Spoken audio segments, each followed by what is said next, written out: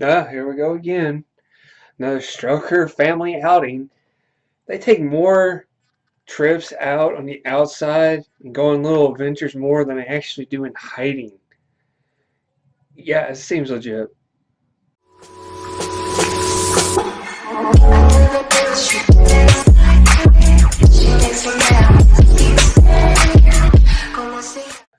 Hello, everybody. What is up? This is your host, Meltdown Girl here. Welcome back to Nephilim Entertainment. And this is my coverage of The Gift, and this is episode 9, outfoX. Alright, a lot happened in this episode. I mean, a lot. First of all, you get a nice little recap of the whole Lori and Andy kind of thing. Apparently, with them having relatives that were like mass terrorists back in the day, they have a nice little gift that they got passed down by two generations. They got it from them, who gave it to their grandfather, who gave it to the dad, who gave it to them, so on and so forth, genetics, blah, blah, blah. Anyway, they got a nice little gift that apparently gives them the ability to pretty much just destroy everything in their wake. Nice little gift. But we actually see a flashback of whenever they first discovered that they had this gift. It really wasn't they discovered they had a gift, but more of like they had a freaky ass moment. It's like, what's going on? What is this? What is this? Pretty much the gist of it was the reasoning behind Andy acting up in school and the reason why Lauren had become so distant and blah blah blah. Yeah, okay, fine. You had a shocking moment. One of you thought the other, maybe yourself, had an issue. I don't know. But Reed is actually having a moment of mourning for his father. He's remembering back to the times of dear old dad, back when dad was stuck working and he had no idea what he was doing. Yeah, seems like fun times for old Reed, but those were his quote unquote fond memories of dad. So him and Lori having, or him and Kate have a nice little talk. And apparently, the shocking truth comes out, of course, that Reed is actually a mutant, maybe? Or could have been a mutant? Holy crap. You fell in love with a mutant. Do you feel dirty? Yeah, I don't know if it's a big issue right now between Kate and Reed, but the fact that Reed is either was a mutant or could be a mutant is a little much, I guess, for Kate to take in, but she really doesn't show it freaking her out as much as she's just curious about it, I guess. I don't know, that nice little tidbit of I'm with a mutant makes you feel like a bad girl, then hey, go with it. But we're having a bit of an issue at the hideout because ESMA, the telepath from last week's episode, whose name I totally got wrong, don't even remember what I said last week. Apparently, she's wanting to bark orders and just pretty much tell everybody what to do. She wants to go after trash for some odd reason. They have her family, as she keeps saying over and over again. Yeah, she wants to go after trash for her own reasons. They're noble. Seems legit. New girl, I don't know how long you think, but you at least have to be here for at least 2 episodes before you can start telling people what to do. Reed has earned that right. Kate has earned that right. So, yeah. Apparently, the whole ESMA telling everybody what to do is not going over so well, but hey. Won't be for too long before she'll start swinging people her way. So, John is, of course, feeling guilty about the whole Pulse thing, and all Dreamer's there to cover our boy, where Clarice is nowhere to be found. Shocker. Dreamer, you a little trifling little hoe. Wait until the girl's back's turned, then you go after John like he's your property. Really? Well, player gonna play, I guess. So John's needing comfort over the whole Pulse thing, which he did watch the guy die. So, naturally, it's understandable. And he actually does have good memories, unlike Reed with his father. But Lori and Andy are now going through their family history, and they're trying to figure out more about their great grandparents or great grandfather and great aunt. And to find out that apparently they're mass terrorists. Now, there was a couple of things that were dropped in this little segment right here. First of all, they mentioned Hellfire Club, which, for those who don't know who the Hellfire Club is, typically is a group of telepaths that have got together, and in some incarnations throughout the entire series run, they've actually worshipped the Phoenix Force, which and then would attract them to Jean Grey. So I'm just wondering if that's not going to come up. And not only that, but they mentioned the fact that the X-Men were after their relatives. Wait, hold up. The X-Men were back in the 30s, possibly 40s. How far back does the X-Men go? I thought Charles Xavier started them in the 70s. Now you're telling me that they actually started around World War II? What? You just blow my mind, man. I hate comic book timelines. They're so just fickle. Ugh. But, okay, so we're having nightmares. Lauren is. And she's having nightmares of legitimately scary things. Her family being locked up. Her baby daddy being locked in a cell and there's no way for her to rescue him. But the worst part about it all was her having a nightmare that her baby was locked up at Trash Industries. That started causing her to freak out and magnetize the entire room, and stuff started, doing an exorcist kind of thing. Where Marcos actually had to wake her up and comfort her and let her know your baby is not at trash. It's right here. It's here. So that calmed her down for a little bit, but we get a little glimpse of the blue-eyed telepath ESMA Girl. What you doing to our Laura or Lana? What you doing to her? You playing with fire. You do not want to mess with this chick. You do not want to mess with this chick. I'm telling you, she bad. You don't want to mess with her. So, we get a glimpse of somebody in the hospital. Pulse? Is he possibly alive? Is it possible? Hey, I'm all for it. If they bring him back, be a nice little plot twist for old Johnny Boy. But, yeah, we got Lorna and Dreamer going back on mission. These two make a hell of a duo. I will say they are both pretty and seductive, and they will kick your ass the moment you make them mad. I'm loving these two characters. They're both very manipulative too.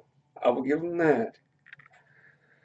So while they're off on the mission, we're having Kate, who's sort of dwelling on the past and how everything could have been different if she would have known about Reed being a mutant. Could they have done things differently? If they knew their kids would have been mutants, could they have done things differently? Blah, blah, blah. Girl, you can't change the past. Chill out. Accept the present. Look forward to the future. Forget the past. Move on. Chill. Kate, she seems like a strong, but it just seems like a front because I've seen that chick have more meltdowns these past couple episodes than anybody else in the series. And this is a series where at least a couple of times the characters had guns pointed to their heads, both empowered and not empowered. So, Kate, chill. All right, chill before you just have a spaz attack that nobody wants to see. But with that being said, we go back to our girls. Lorna and Dreamer are trying to seduce a guard to find out information about the power plant, which in turn also powers the trash labs. So they're to divulge information, and they're putting on their best bedside manner. Until he, oh God, until he makes Lorna mad by bashing mutants. Yeah, you don't bash mutants. Not with this chick. Nice little sucker punch, and I love how she takes the spoon and turns it into a set of brass knuckles. Punches him in the face, uses Dreamer to use her little smoky breath dream reader thing. And of course, all his secrets and everything are divulged, so hey, everything's good. But you gotta love them girls' nights. Girl night out, and you blew a guy off, knocked a guy out. Great girls' night. My God, the stories these two could probably tell if they actually didn't have half of the anti-mutant society chasing after them at this point. But Lauren and Andy are going to try the holding hands thing. This time with adult supervision. Apparently, Reed and Kate want to work this out as a family, so naturally they want to do it in the vault and see if they can activate it and figure out what's going on. Well, the holding hands thing, we're going to try it, but this is awkward. It's really awkward because they're just holding hands and they're just kind of like, uh. So Lorna, let's go. She's done. Andy's hand is sweaty, but Andy, he just is really adamant about things happening. He wants to know something will happen. Why? Why are you suddenly interested in something happening? Is that a curiosity or what's going on, Andy? What's up? Please don't tell me you're power hungry. Please don't tell me. Well, they tried again. Something nice does happen. They have a weird bonding, and when I mean bonding, I mean legitly bonding. Sharing one mind, sharing the same visions. It's quite freaky. And it sort of gives you the sense of them melding together to become one entity, which they saw it as we can pretty much destroy everything in our sight. But thankfully they didn't do it, so that saved the nice little hideout. Boys and Girl Club is still standing, thankfully. So, Trask Labs, they're planning on a full frontal assault. They want to take it, they want to hit it hard. Problem is that they don't know exactly how they're going to do this because with Dreamer gathering information, the place is locked down like Fort Knox. You got the motion cameras, you got the turret guns at the top, you got pretty much guards everywhere. So there's not really much they can do to this place. Until someone comes up with the idea of, hey, let's do the whole power station thing. I said that earlier, but I misspoken. Apparently, the power station is what was brought up. None other than Sage who brought it up. Apparently, Sage has got the whole idea of knocking out the power, which would cause an entire breakdown at the labs, which means that they can rescue everybody and free all the people held captive. Hey, let's go with it. Sounds like a game plan. Problem is that they need 2 frontal assaults, and their heaviest hitters are very few in number. Okay, so what are they going to do? They want Andy and Kate to pretty much do this. Well, Andy and Kate right now are having a discussion with the parents when they're talking about this. Andy goes for a low blow. He pretty much tells his dad, hey, you try to suppress your powers, how did that go? Low blow, kid. Low blow. Telling daddy off ain't a smart plan. Well, daddy backfires.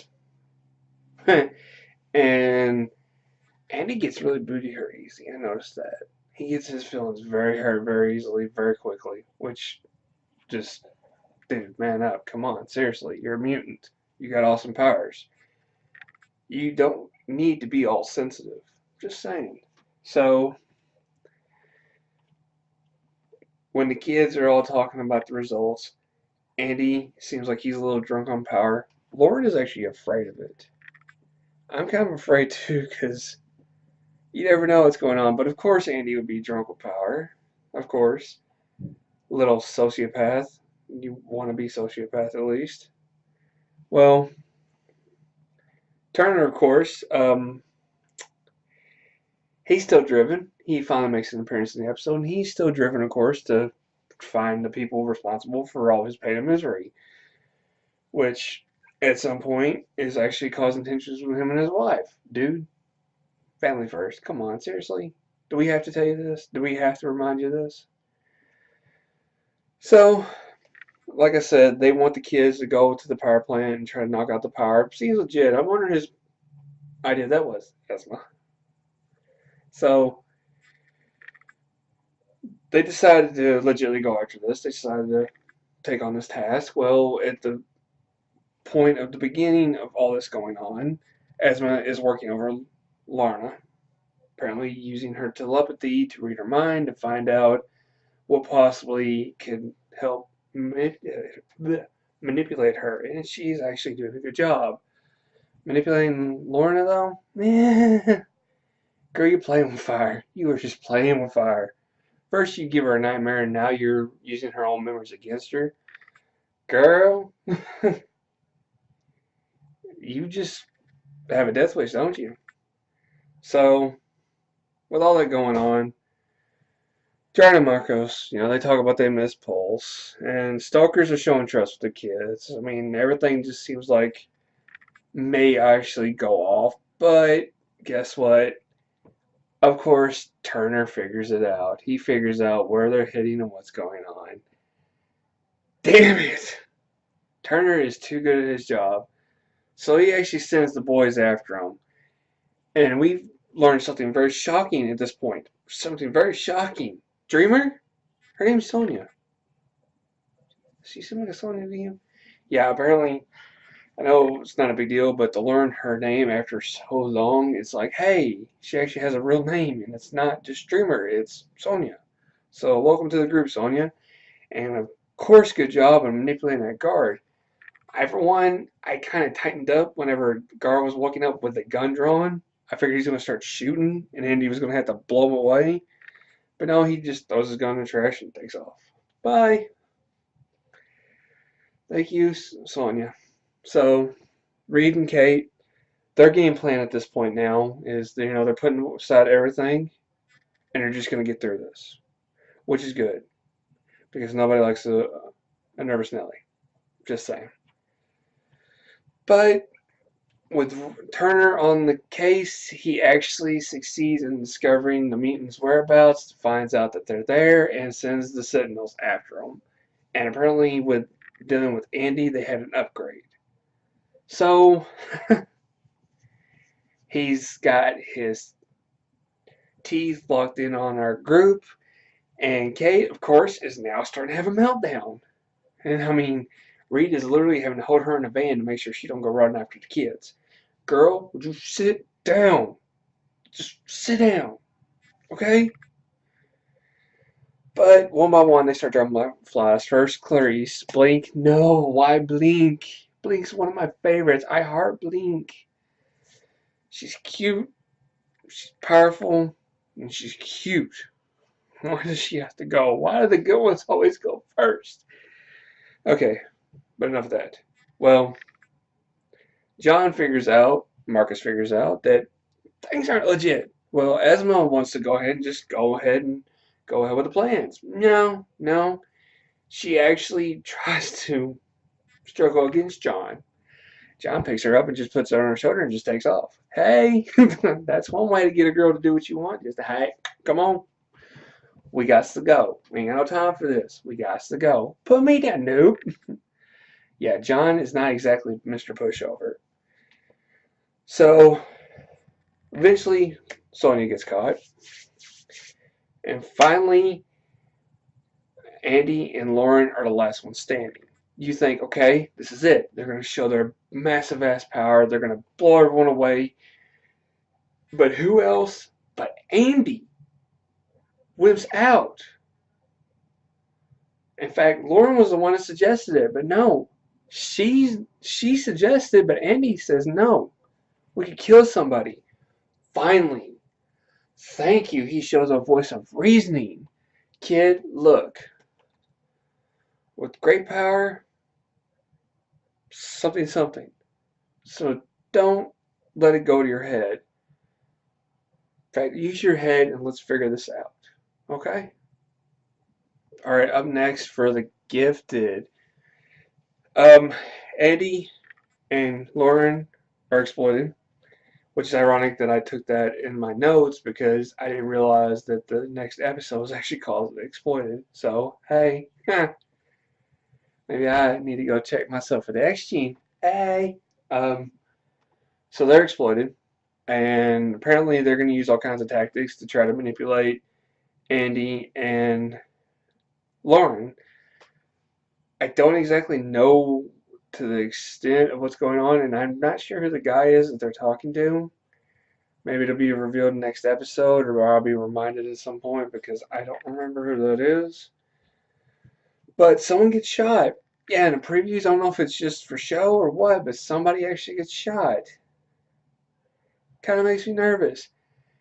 And I'm just wondering who's going to save them because it sounds like to me Lorna and Kate are having a nice little argument about what's going on. And episodes end, or the preview ends with Reed and Kate showing up at Turner's front door saying we need to talk. And Turner looks like he's about ready to have a fit. So this should be an interesting episode. Alright, so with that being said, my question for y'all is out of the four that they've captured, which is Annie, Lauren, Clarice, and Sonia, who's the one that you're the most worried about losing at this point? Alright, nice little